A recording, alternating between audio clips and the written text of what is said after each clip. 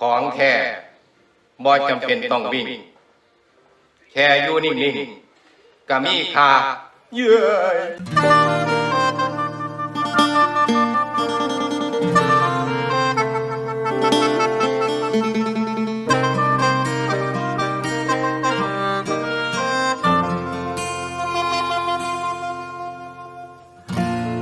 ยังเป็นคือเก่าอยู่บ่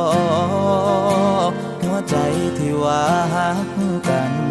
ถือความเหงาเข้ามากดดันก็เลยได้ทักไปหาเป็นจังใดคือจังเงียบหายบ่เห็นเจ้าส่งข่าวมาหรือเจ้าสิลืมไปแล้วบ่ว่ามีคนทามีคนแค่ขันอยากนานหรือว่าเป็นจังใดก็บอกแน่คนที่อยู่ตรงนี้มันอ่อนแอคือไปมิดคักแท้หรือใจแปรเปลี่ยนไปแล้วบ่คนที่มันคิดฮอดมันคือไปทั่วอยู่ในหัวมันมีแต่เจ้าหูบอกความเหงามาอ้อยมาหลอกตัวให้น้ำตาไหลพาหัวใจได้อยู่น้ำกันกับพ่อใจดีแน่แต่ยอมแพ้ให้ความห่างไกลตอบกลับแน่เด้อก่อนคนทางนี้ขาดใจย้อนคิดฮอดหลายอีหลี คิดถึงคนที่เป็นก่อนเป็นไงบ้างไม่ได้เจอหน้าเธอเลยสบายดีอยู่หรือเปล่า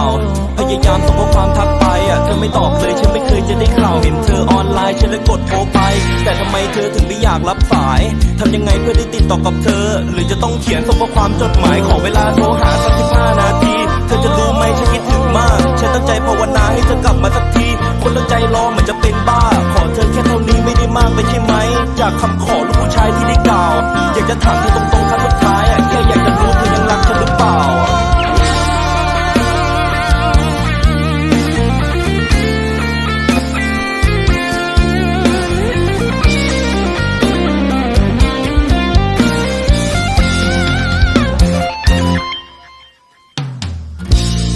เบิ่งรูปคู่ที่ถ่ายนำกันหัวใจหำหีหำหอนคิดฮอดตอนเฮานั่งสบตาบอกว่าสิห่วงสิหา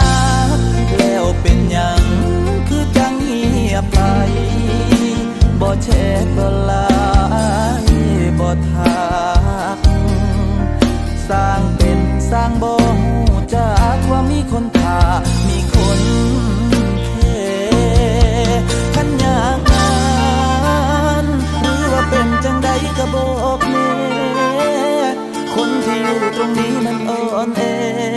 คือไปมิดคักแท้หรือใจแปลเปลี่ยนไปแล้วบ่